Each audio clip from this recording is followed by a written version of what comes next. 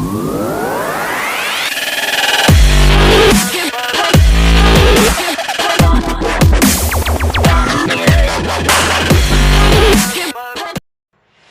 mapagpala at mapagpalayang araw mga kaguro at mga estudyante. So welcome to my tutorial channel, Amethy. At ang ituturo ko sa inyo ngayon ay kung paano maglagay ng password sa inyong mga PowerPoint documents. So meron ako naka-open na document. Dinownload ko lang ito mula kay Sir Arnel Rivera. So shout out nga pala kay Sir Arnel ng Bacoor. Dahil sa kanya, mas napapadali ang mga gawain at pagtuturo ng mga guro ng economics sa ating bansa. So, again, lalagyan natin ito ng password. So, pupunta tayo ngayon ng file and then save or save as. So, gagamitin ko ay save as and then piliin nyo o hanapin nyo ang folder kung saan nyo siya gustong i-save and then lagyan ng file name. Okay? Bago nyo i-hit ang save, pumunta muna kayo dito sa My Tools, sa tabi ng save. Merong down button dyan, i-click nyo lang siya, and then lalabas ang mga option na Map, Network Drive, Save option, General option, and Compressed Pictures. Ang kailangan natin ngayon is ang General option. Click nyo lang siya, and again, may lalabas na options. We have ang File Encryption Settings and ang File Sharing Settings. So, ang kailangan natin is ang file encryption setting o kailangan natin maglagay ng password para i-open ang file na to. So, lagyan muna natin ng password. Okay? And then, may lalabas, may magpa-pop out ulit dyan na confirmation. Re-enter lang natin ang password and then click na ang OK and then pwede na nating i-save. Okay? Ito ay gagawin nyo lang kung gusto nyo na ang document nyo ay kayo lang ang makaka-open. Okay? So, try natin kung nag-work siya. Close natin to. And then, open natin ito.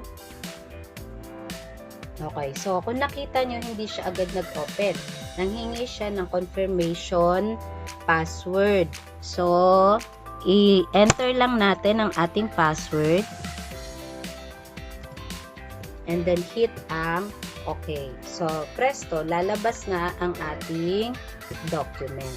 Okay. Halimbawa naman na gusto nyong ma-share yung inyong document pero ayaw nyo siyang i-edit ng iba.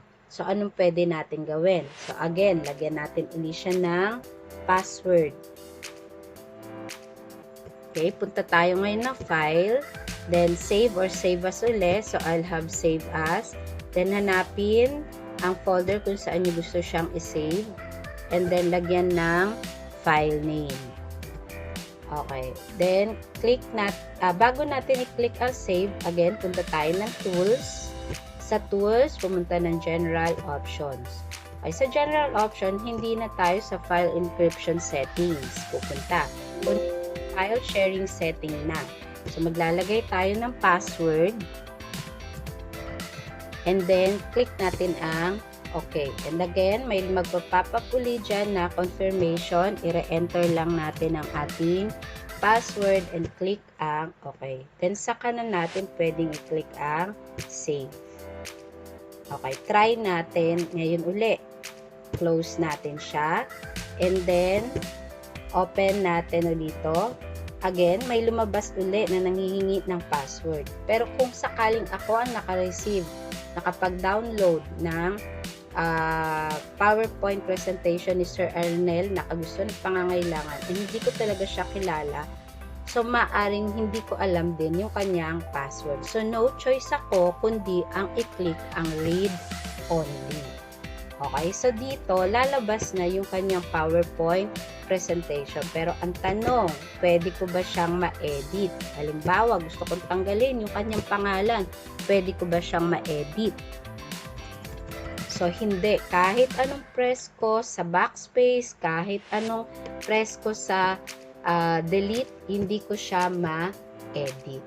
Okay, so, isang way to para maging safe yung ating file na hindi mag-grab ng iba yung credit.